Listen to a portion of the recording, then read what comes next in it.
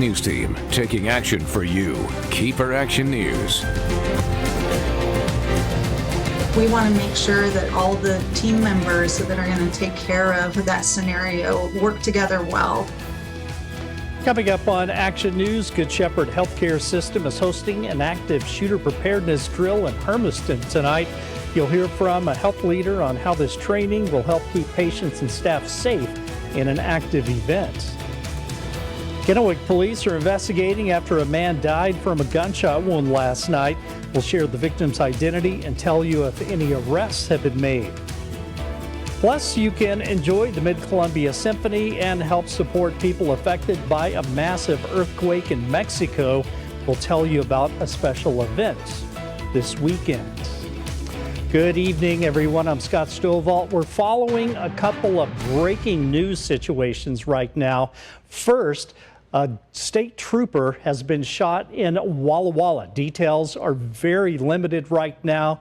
But so we don't really know much about it, just that a state trooper was shot. And we have heard he possibly may have driven himself to the hospital. Don't know his condition, but we will continue to follow that. And also, the second breaking news situation is out of Kennewick. Several fire crews have responded to a fire on Southridge Boulevard.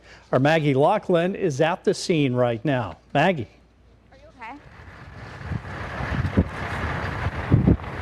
Yes, Scott, I'm at the top of Southridge Boulevard in Kennewick. Check out this pile of smoke right here behind me. I'm going to step to the side so you can get a better view. Now, I spoke with Fire Chief Lonnie Click, and he says it started as a wildland fire on the interstate, jumped the highway, and ended up setting one commercial building on fire. It has since pushed into the vegetation at the top of Southridge Boulevard towards some residential homes. Now, we are not sure right now what the cause of the fire is, but I'm going to stay on scene to continue giving you answers on air and online at KEPRTV.com. Live in Kennewick, Maggie Laughlin, Action News. All right, thanks a lot, Maggie. Kennewick police detectives are investigating a homicide after a man who was shot died today. Around 10 p.m. yesterday, Kennewick police and medics were called to a home in the 3700 block of West 4th Avenue to help a man who was reportedly unconscious. When first responders arrived, they found 36-year-old Fernando Polito, who had been shot. Medics rushed him to an area hospital where he later died. The Criminal Investigations Division is actively investigating the incident as a homicide. No arrests have been made. Anyone with information on the incident is asked to call non-emergency dispatch. A Milton Freewater man is facing assault and other charges. Joseph Ray Wildman is accused of assaulting a man with a baseball bat and brass knuckles on Wednesday, and also slapping his ex-wife and pulling her hair. Milton Freewater police say the man hit by the bat and brass knuckles was taken to St. Mary Medical Center in Walla Walla. Wildman's ex-wife did not require any medical attention. Police were unable to find Wildman after the incident, but late Wednesday afternoon, he turned himself in at the police department. He's now being held in the Umatilla County Jail, facing second-degree assault, unlawful use of a weapon, and harassment charges. Several law enforcement agencies seized nearly 1,200 marijuana plants and hundreds of pounds of processed illegal pot in Burbank. On Monday, a search warrant was executed in the 100 block of Dusty Road in Burbank. Nearly 1,200 illegal marijuana plants were discovered growing on the property, and 713 pounds of processed illegal marijuana was discovered. The search warrant was part of an ongoing investigation by the Washington State Patrol Community Emergency Response Team. Well, this evening, Good Shepherd Healthcare System is leading an active shooter preparedness drill at their Hermiston campus. The simulation drill will help give staff training for their roles and responsibilities while being able to communicate with the outside should an active shooter scenario take place on hospital grounds. Good Shepherd has teamed up with all of their community partners for the drill.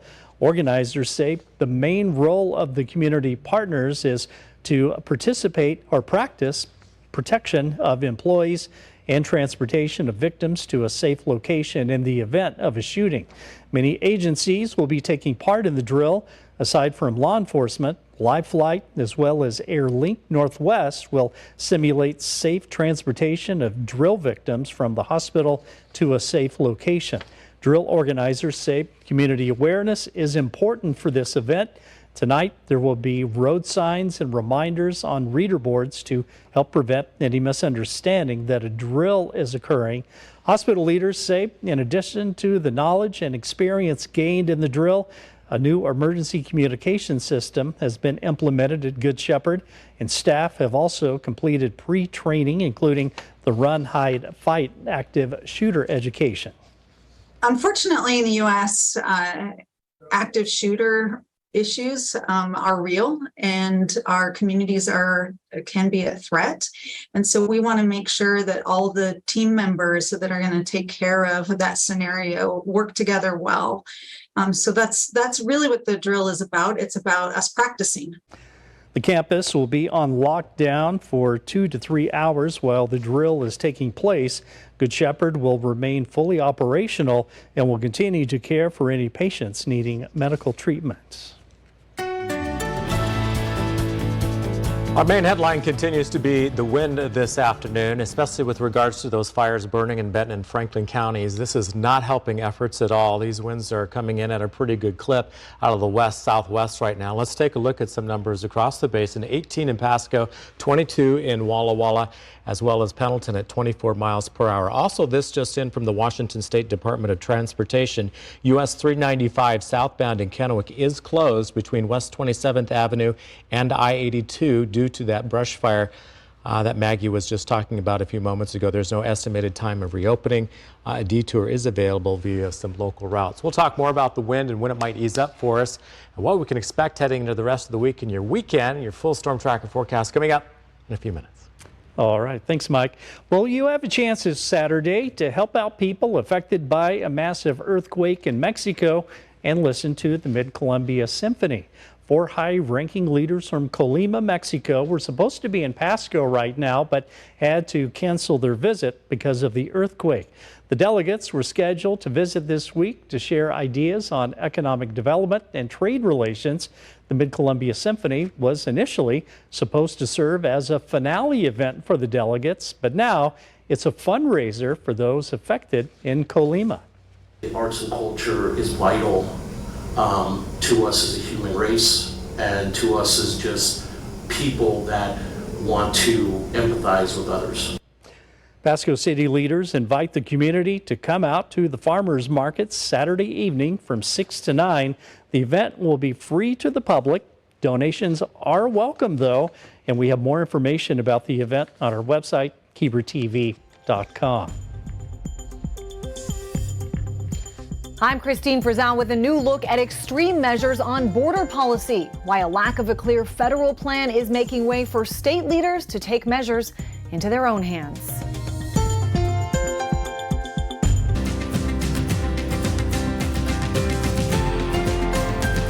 On the issue of immigration, the White House making clear from day one its policies would be very different from those of former President Donald Trump. But with new records being broken nearly every month in Joe Biden's presidency, more and more people are asking, what's the plan now? National correspondent Christine Frizzell takes a closer look at that question. Since taking office, President Joe Biden has halted construction of the border wall, ended the Remain in Mexico policy, and fought to end the expulsion of migrants under the pandemic-era policy Title 42. Administration officials at the same time issuing these warnings to would-be migrants. The border is not open. Do not come. The border is closed. The border is secure. But it rapidly became clear those warnings were not being heeded. Even in the early days of the Biden presidency, confidential polling data obtained by the New York Times showed immigration as a growing vulnerability for the president, with surveys showing voters do not feel he has a plan to address the situation at the border. With the numbers now passing 2 million encounters in less than a year, Republicans are eager to point out that lack of a plan. Unfortunately, this administration has been absent On the White House website, a single paragraph under priorities outlining the need for a fair and orderly immigration system that welcomes immigrants, keeps families together, and allows people to more fully contribute to our country. So what we're starting to see more and more here is, in the absence of a clear federal immigration plan, state leaders starting to take measures into their own hands. Today, I have issued this executive order designating cartels as terrorists in Texas. Governor Greg Abbott's state of Texas at the forefront of this trend, even raising money to pick up construction of the border wall, as he and Florida Governor Ron DeSantis paid to transport migrants to Democrat-led cities like New York and Chicago. We have a broken immigration system that does need to be fixed, but in order for that to occur, we need responsible partners on the other side of the aisle. An aisle seeming to grow wider by the day. I'm Christine Frizzell reporting.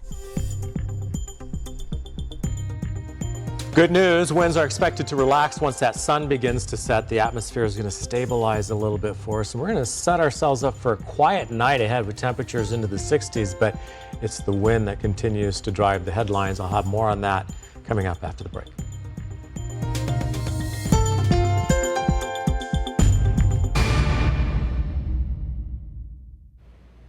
And we've been able to get some new information on that fire burning in the Southridge area, which has also closed a portion of Highway 395.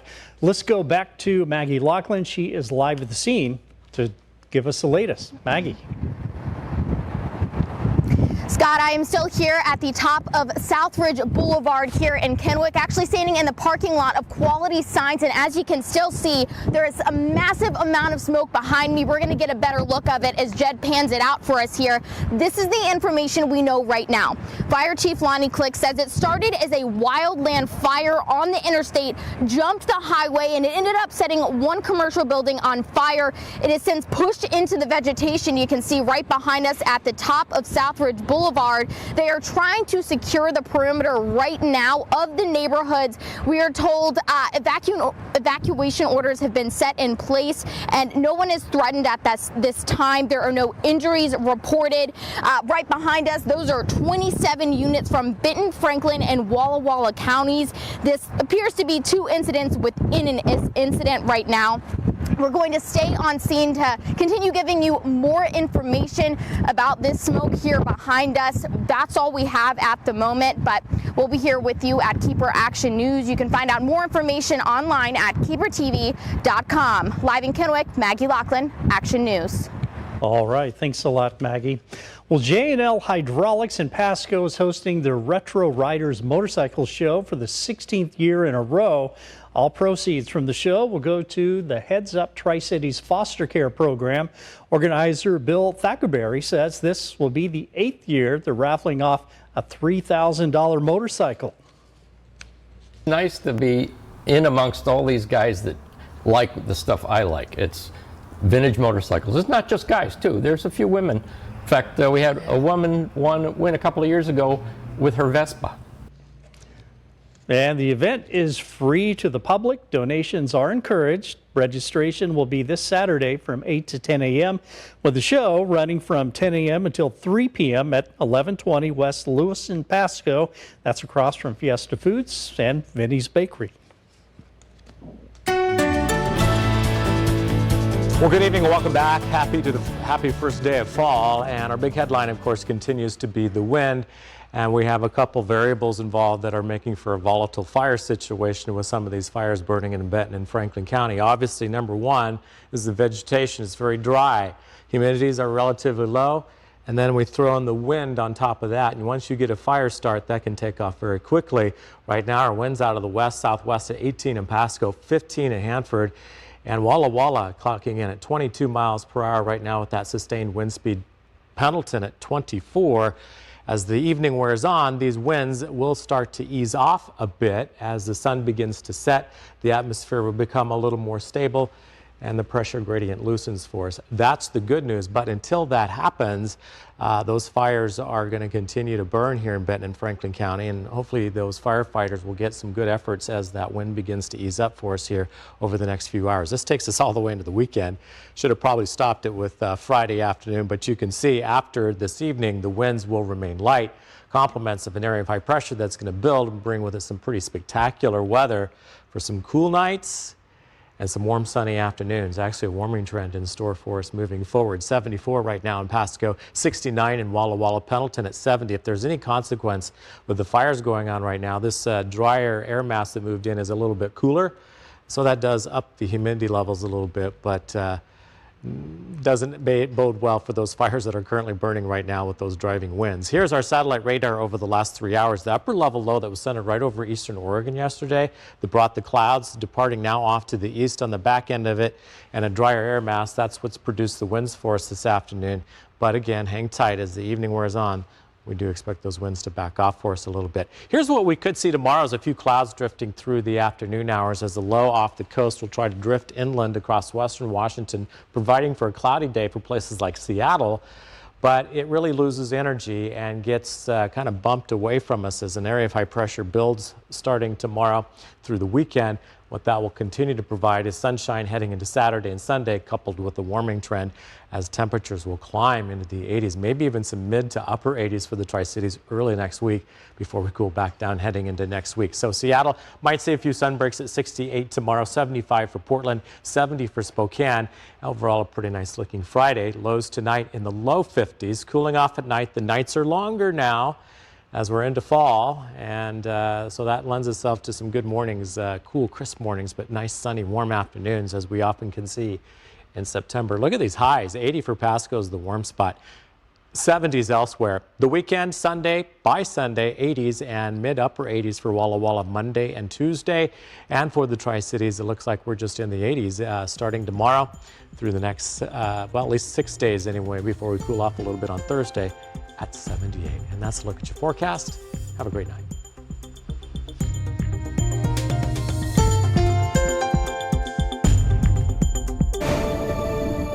Welcome back to KEPR Action News Sports. We'll start off in baseball. The Seattle Mariners entered today needing a win to avoid the sweep by the Oakland A's, but also in the wild card race. After blowing a 3-0 lead, M's down 5-3 in the fourth. Welcome back Jared Kelenic deep to right center. Goodbye, his 5th of the season. Seattle down by 1. Then in the 6th, Kelenic comes through again. This time a double into the gap in center field. Ty France scores to tie the ball game at 5.